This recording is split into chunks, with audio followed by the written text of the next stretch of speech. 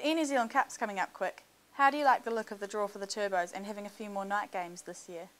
Yeah, no, it's come together fairly well from our perspective. Certainly after last year having 4 Sunday games in a row, I think we certainly missed out somewhere. But that seems to be where we fell. And we were 14th, so I suppose 14th team going in the competition gets the worst draw, and you can't really argue about that. This year we're going in under the position of being 12th, and we've got a really good draw. We're really happy with the Friday night fixtures. Our Thursday night fixture against Taranaki, we would have preferred to have had that on a Saturday, being a bit of a local derby. But I suppose you can't have everything. We certainly like the Saturday afternoon fixtures. We think we get the biggest turnout of supporters at those times. But we also quite like the 7:30 Friday fixtures. I think that's a sort of end of a working week now and almost a tradition that people like to go to. And the 5:30 fixture that we have is on a Saturday night. I think that's good timing as well. That's a North Harbour game at the end of August.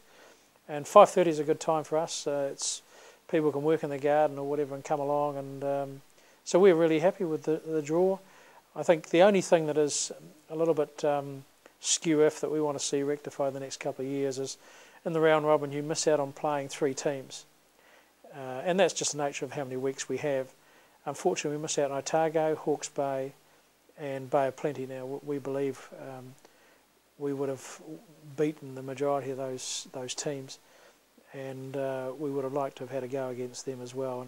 And hopefully that's something that comes out of the evolution as well, that we have a complete round robin rather than a position where we have to miss out on playing 3 significant teams. We've got a Ramfleet Shield game against Auckland on the 23rd of August. That'll also be another step for our players. None of our players have played in a Ramfleet Shield fixture, so that's just another introduction to the old professional rugby process and just getting them used to almost the test match type environment that they never haven't experienced previously.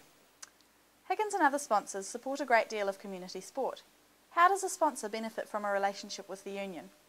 Well, I think it's probably clearer to sort of say what is it in the relationship for most commercial sponsors in sport. And I think at the end of the day, some sponsors have a clear brand return, that there's an outcome that they wish and desire, and professional rugby fits into that. The great majority don't have any commercial return, and Higgins is one of them.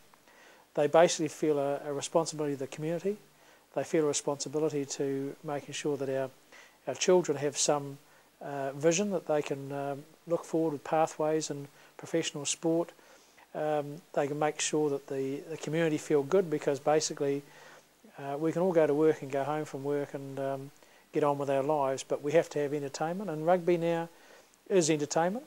And I think most of the sponsors are investing in entertainment. They're investing in making sure that the community has all the bits of the jigsaw that makes it an area that people want to live and stay, and people know that they invest so that people know where to invest their money. So certainly I would hope that, taking Higgins for example, I did my pathway the other week and I made sure I got Higgins Concrete coming in, and I only did that because of our relationship with them from a sponsorship perspective. If I'm going to get tyres on my car, I go to Tony's Tyre Service because they're a union sponsor. Cafe Cuba, I'm having a breakfast there tomorrow morning. They're a union sponsor. They're at a far lower level. But it's a matter of the community understanding that these guys aren't all making money out of their relationship with sport. They see a need to return something to the community, and we're the catalyst that makes it occur, whether it's basketball, rugby, soccer, hockey. It's important that businesses get behind them, because when we lose any of those top sports or top teams, it's a very hard thing to get them back. Others, like Auckland will take 2, Canterbury will take 2. It's sort of like if we want all the sport to be played in urban areas, well, it will happen if sponsors don't get behind their local sports. They need to. And tell us about the Higgins scholarships.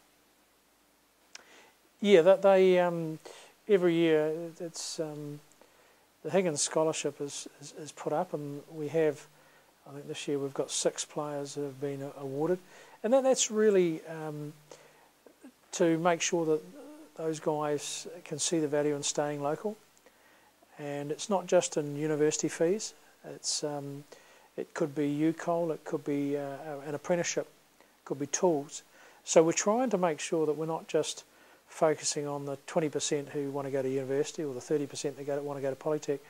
We're also focusing on enhancing these guys and their futures, making sure that they are as holistically prepared for rugby as they possibly can be, and having an occupation and education are important aspects to that.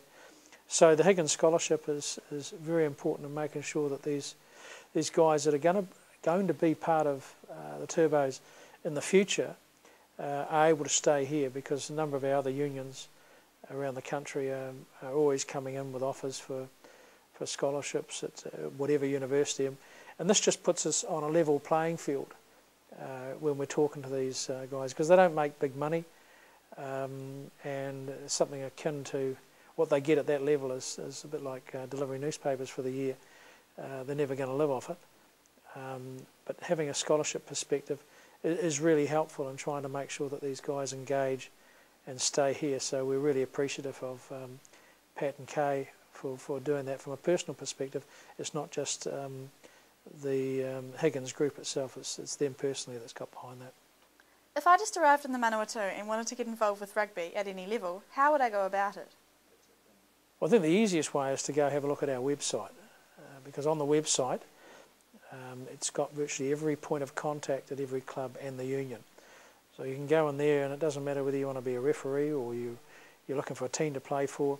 You can have a look and see all the clubs. You can even see their colours if you really want to, and it gives you all the contact details. And certainly I know I've found a lot of people have been quite amazed what's on our website, like Turbo TV, which we're talking to today. But it's a very interactive website. It's got a lot of functions, and a lot of people have sort of said to me it's been so easy to find clubs, etc., through the website. So I'd suggest the website, and if the website's not an option, then just ring the union 357 2633, and we'll be able to find you whatever you're looking for.